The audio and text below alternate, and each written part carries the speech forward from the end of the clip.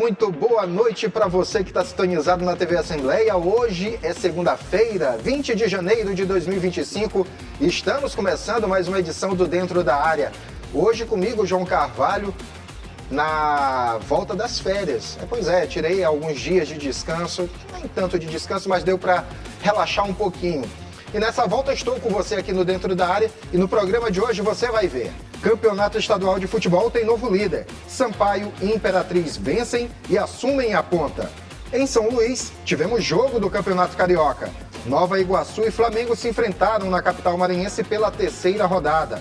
E vai começar a Copa do Nordeste. Moto e Sampaio focam na competição regional. Você vai ver ainda, no quadro Curioso do Esporte, a história do Campeonato Estadual de Futebol. E nós não poderíamos deixar de falar sobre a despedida de um dos maiores nomes do jornalismo esportivo brasileiro, Léo Batista. Tudo isso a partir de agora no Dentro da Área, que já está no ar.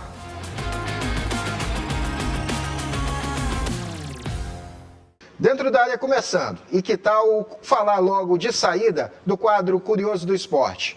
Vamos saber como é que começou o Campeonato Maranhense de Futebol.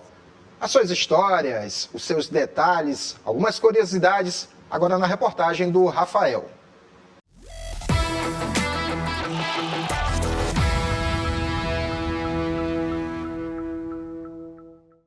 O Campeonato Maranhense nasceu há mais de um século e coleciona histórias marcantes e momentos inesquecíveis para o torcedor. São algumas dessas histórias que nós vamos relembrar aqui hoje, no Curioso do Esporte. A primeira edição aconteceu em 1918, quando o luso brasileiro se consagrou o primeiro campeão do estado.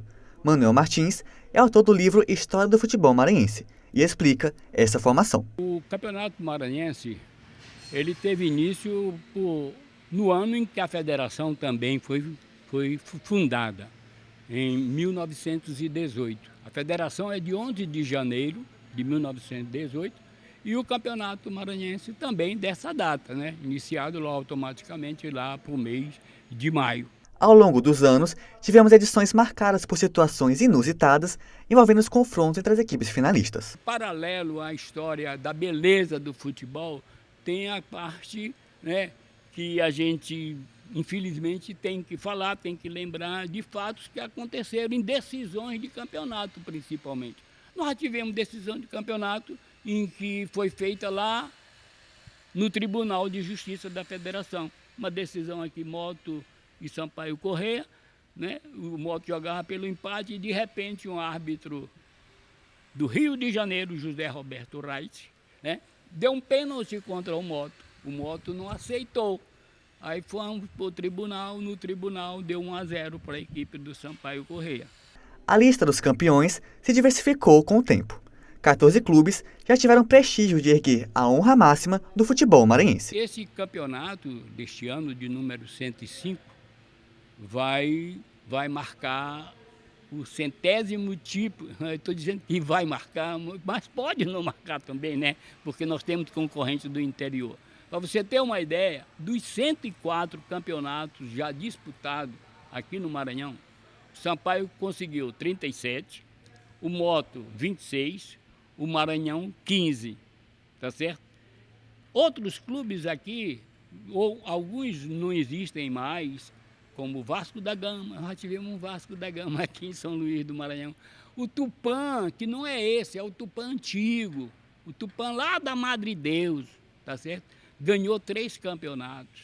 Nós tivemos o Fax, que era um time que foi criado, ou o primeiro time que teve aqui no Maranhão, São Luís do Maranhão, o Fax, o Fênix, tudo são clubes luso brasileiro que conseguiu os primeiros títulos do campeonato. Ele ganhou o de 1918, 19 e 20, um tricampeonato, depois foi teve mais 4 títulos, o luso brasileiro, que acabou, e aí transformou-se ele em Maranhão, foram fazer o Maranhão. Então nós temos um total de 99 títulos de clubes daqui da sede de São Luís do Maranhão. A história registrou a força dos times da capital. Apenas 5 das 104 edições até aqui foram vencidas por clubes do interior do estado. Tudo, né, que infelizmente esse tudo, ou essa briga, essa euforia.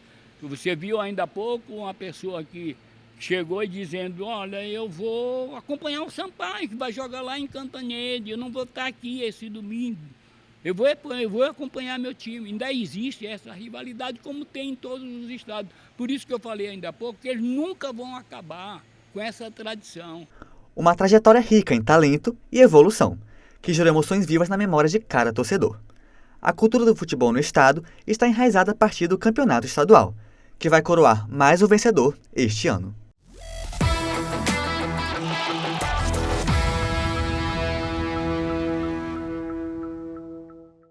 Pois bem, o campeonato estadual do Maranhão, que tem tantas histórias, tantos e tantos anos, um campeonato centenário, que muita gente com certeza não sabe a quantidade de campeões que o campeonato maranhense já teve. O recordista, lógico, é o Sampaio Corrêa, tem mais de 30 títulos, está em busca, já está chegando na casa dos 40 títulos o Sampaio Corrêa. O mais próximo dele é o Motoclube, mas que ainda não chegou na casa dos 30. O Maranhão Atlético Clube vem na sequência, são 16 títulos para o Bode Gregório. Mas você sabia que o campeonato estadual maranhense já teve um campeão chamado Luso Brasileiro? Pois é. O time Luso Brasileiro já foi campeão maranhense, hoje em dia não está mais em atividade.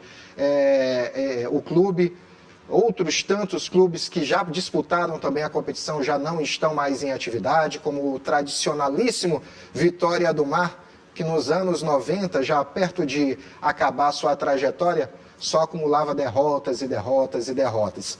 Um dos clubes que ainda resiste é justamente o Expressinho, que está disputando a Série B. Ano passado, no final do ano passado, disputou a Série B do Campeonato Estadual. Teve um tempo que ficou inativo, ficou com as atividades paralisadas, o Expressinho, mas retornou. Inclusive já ajudou o estado do Maranhão, a sua sede, né, já ajudou em alguns outros municípios. Originalmente, o Expressinho é daqui de São Luís, mais precisamente do bairro da Coab. Mas já esteve em outros municípios, como por exemplo Santa Rita. Teve uma época que o Expressinho estava com sua sede lá no município de Santa Rita. Essas são algumas curiosidades do Campeonato Estadual de Futebol do Estado do Maranhão, que é um campeonato que, apesar do pouco valor de diversas partes, né, de ser pouco valorizado por diversas partes, se mantém firme e com os principais clubes ainda disputando com todas as forças o título de campeão maranhense. Quem vai ser o campeão este ano? Quem será? O Sampaio Corrêa está buscando o bicampeonato consecutivo e aumentar ainda mais o seu número de títulos. Mas Motoclube, Maranhão, Imperatriz querem atrapalhar isso. E o Pinheiro também, né? O PAC. A gente vai falar sobre o campeonato estadual daqui a pouquinho mais, porque teve rodada. Nesse momento, vamos dar destaque para outro campeonato, Campeonato Carioca, que está tendo jogos disputados aqui em São Luís, lá no estádio Castelão. 2 jogos foram trazidos para a capital maranhense. O primeiro foi ontem. O Nova Iguaçu não tomou conhecimento do Flamengo. Um público de pouco mais de 4.000 pessoas veio ao estádio Castelão na noite deste domingo para acompanhar Flamengo em Nova Iguaçu pela 3ª rodada do Campeonato Carioca. O rubro-negro vem em uma turnê pelo Nordeste e não tem feito grandes exibições e nem atraído muitos torcedores. Antes da bola rolar, 1 minuto de silêncio em homenagem ao jornalista Léo Batista, que morreu neste domingo aos 92 anos. Mas quando o juiz autorizou o início da partida, o Flamengo foi o primeiro a chegar com perigo neste chute de Zé Wellington, defendido pelo goleiro do Nova Iguaçu. Guilherme, da equipe da Baixada Fluminense, respondeu neste chute, que passou por cima do travessão. O Flamengo fez boa jogada e Thiaguinho chutou fraquinho, mas logo em seguida, Carlinhos carimbou a trave e por pouco não sai o gol do rubro-negro, que seguiu perdendo boas chances. Mas com o Nova Iguaçu foi diferente. A chance veio e eles não desperdiçaram. Lucas Cruz recebeu livre dentro da área e chutou forte no canto rasteiro, abrindo o placar. O Flamengo reagiu logo aos 6 minutos do segundo tempo, neste chute forte de Wallace Rian. O assistente anulou o gol, mas o lance foi confirmado pelo VAR. Aí, placar, tudo igual. Mas este lance definiu a partida. Repare que Felipe Vieira, do Flamengo, tentou cortar a jogada, mas a bola tocou no braço do defensor. Pênalti. Na cobrança, Vitor Rangel. Ele bateu com categoria, deslocando o goleiro e ampliando o placar. O Nova Iguaçu quase faz o terceiro neste lance, mas o goleiro do Flamengo fez ótima defesa. Em um dos últimos lances do jogo, Daniel Salles perdeu a chance de empatar para o Flamengo, chutando o rasteiro para fora. Com o fim do jogo, o torcedor flamenguista saiu frustrado com mais uma derrota. O que tu achou da apresentação do Flamengo aqui?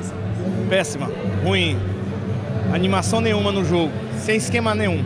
Não saímos tão felizes, confesso que estou triste, tivemos a nossa infelizmente uma derrota, mas muito feliz por ter prestigiado o Flamengo aqui no Maranhão, especialmente em São Luís. A gente veio só para prestigiar aqui, para trazer as crianças, esse jogo aí não tá valendo nada. Vai voltar na quarta? Não, Deus me livre. Com este resultado, o Flamengo está na vice-lanterna do Carioca. Um detalhe importante é que hoje o Flamengo jogou 2 vezes. A equipe titular estava nos Estados Unidos fazendo a pré-temporada e entrou em campo no final da tarde contra o São Paulo. E aqui à noite, o time que disputa o Campeonato Carioca perdeu, mas já se prepara para a próxima quarta-feira, a partir das 7 da noite, novamente aqui no Castelão, Flamengo e Bangu pela 4ª rodada do Campeonato Carioca.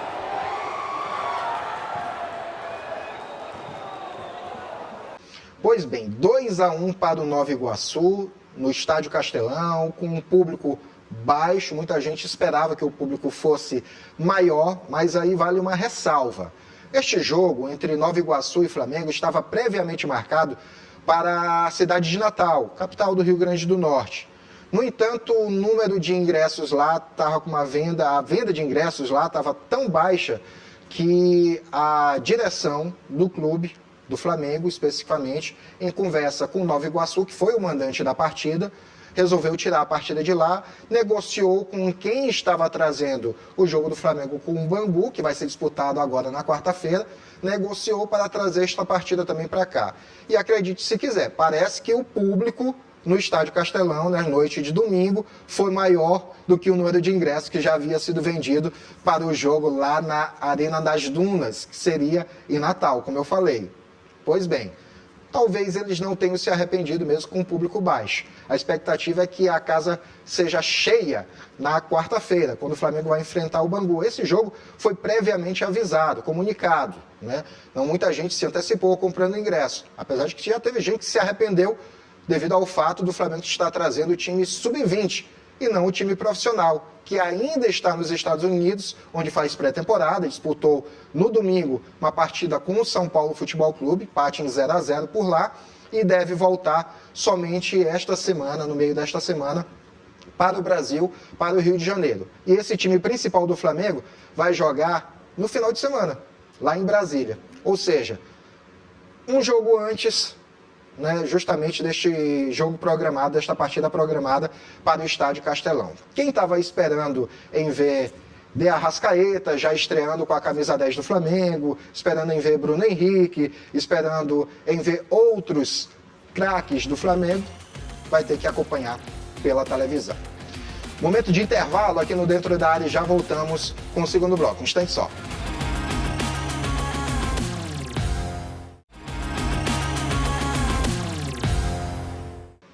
De volta com Dentro da Área na programação da TV Assembleia e agora já vamos falar sobre campeonato estadual. 2 partidas foram disputadas neste final de semana, valendo pela 3ª rodada do campeonato. Primeiro, vamos ver como foi o jogo entre Imperatriz e Pinheiro.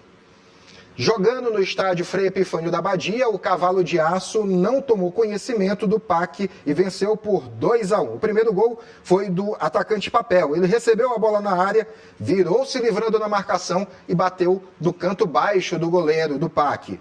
O segundo gol veio no segundo tempo. Depois do escanteio, Papel aproveitou a sobra de um desvio e ampliou.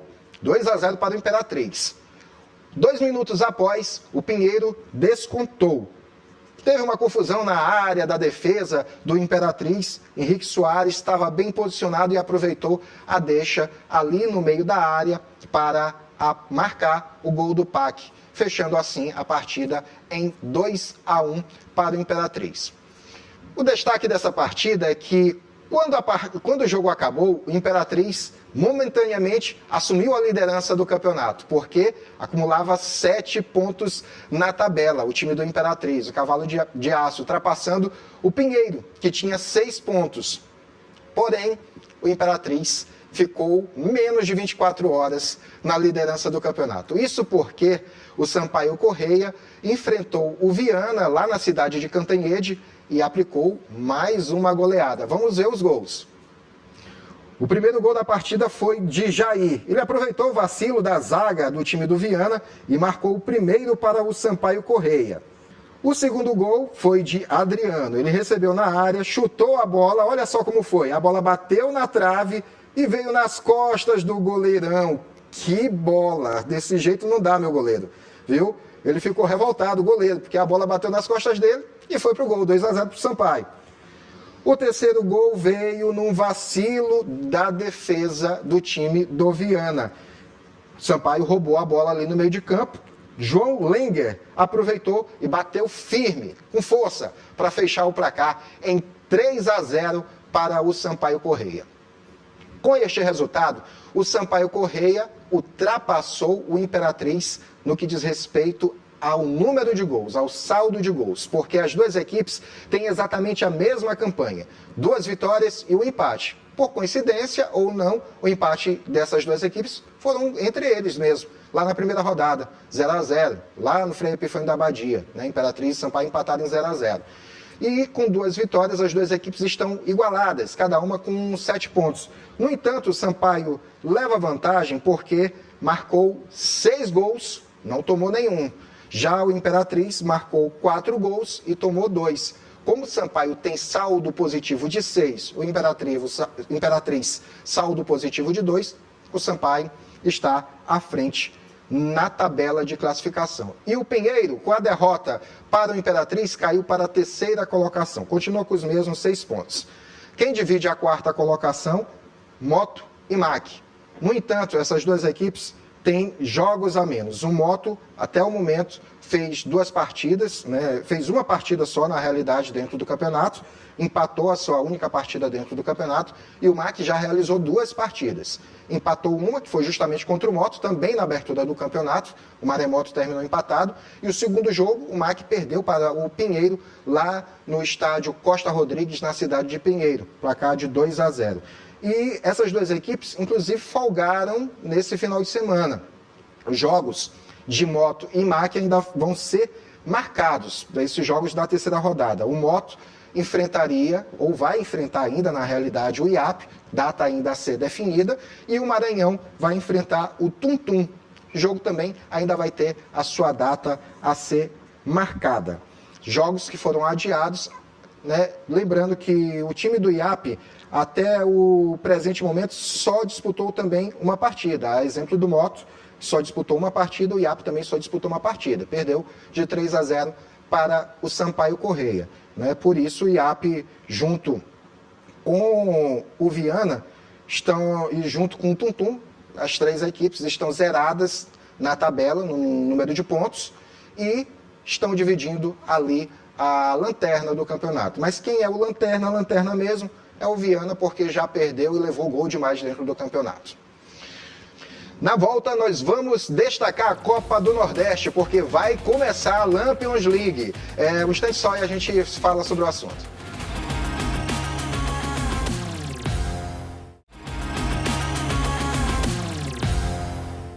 De volta com o último bloco do Dentro da Área desta segunda-feira e destacando agora a Lampions League. A Copa do Nordeste 2025 vai começar oficialmente nesta terça-feira.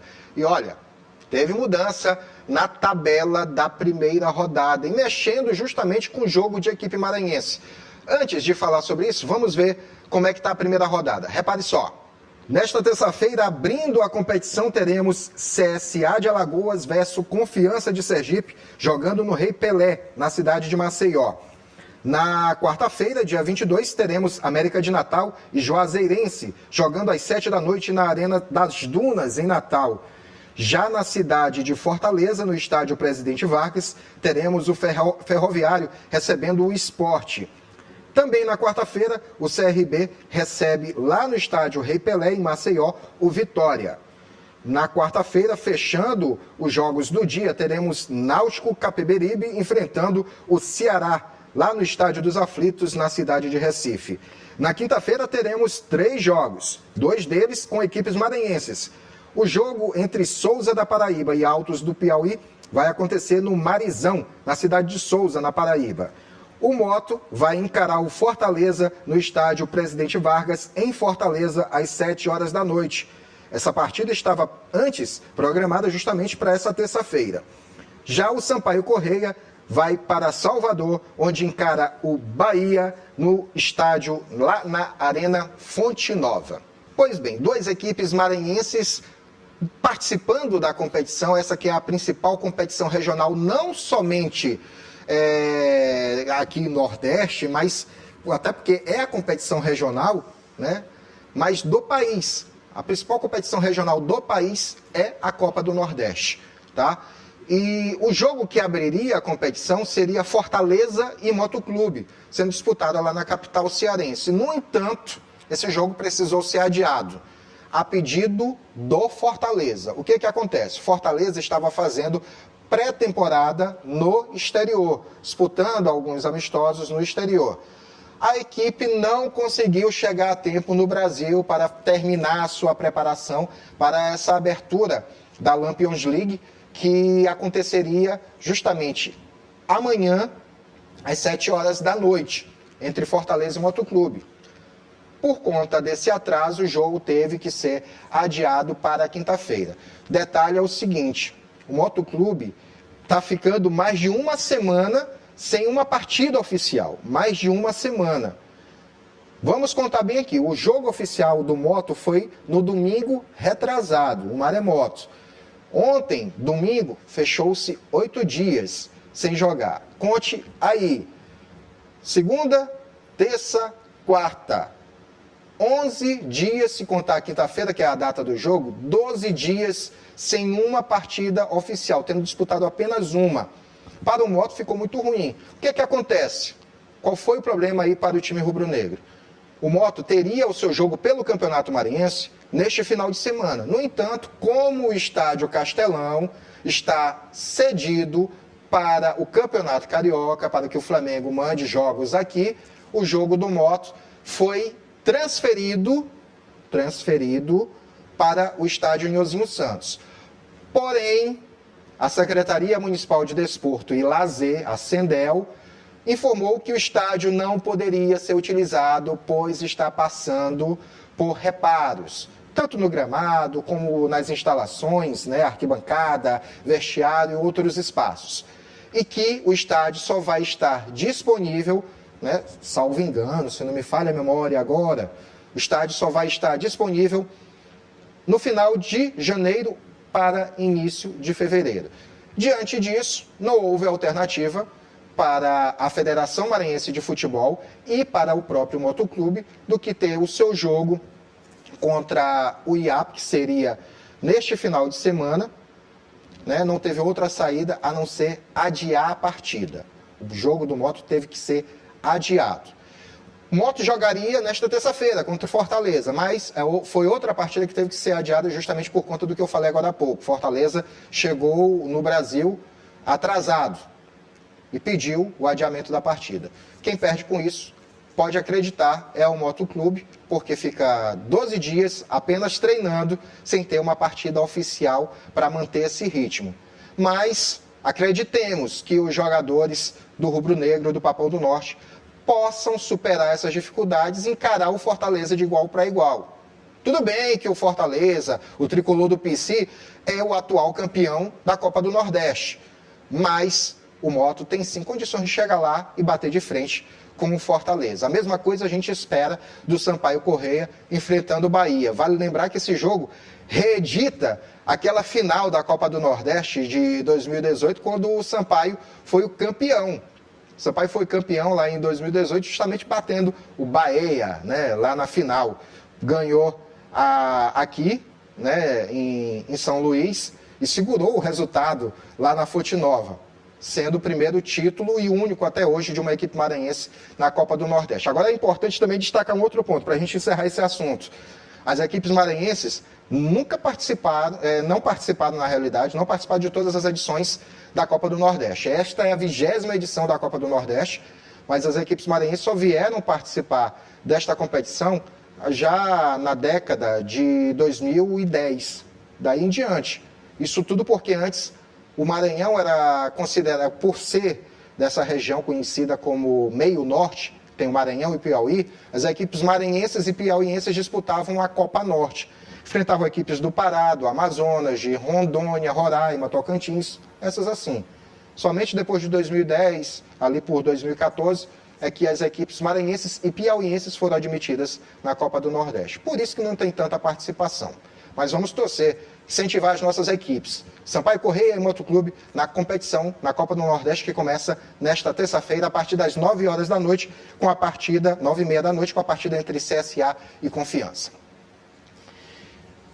A gente vai fechar esta edição do Dentro da Área destacando uma notícia que deixou a todos que fazem o jornalismo, em especial o jornalismo esportivo, muito tristes.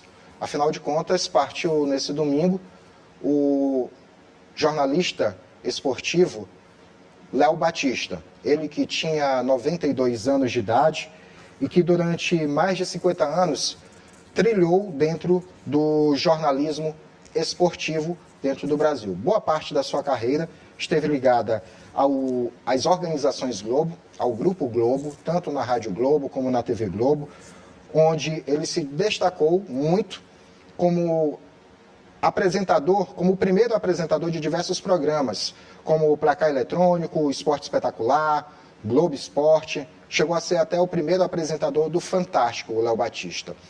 E nos últimos anos, nas últimas décadas, ele vinha se destacando como a voz marcante dos intervalos das partidas, seja de futebol, seja em outras modalidades.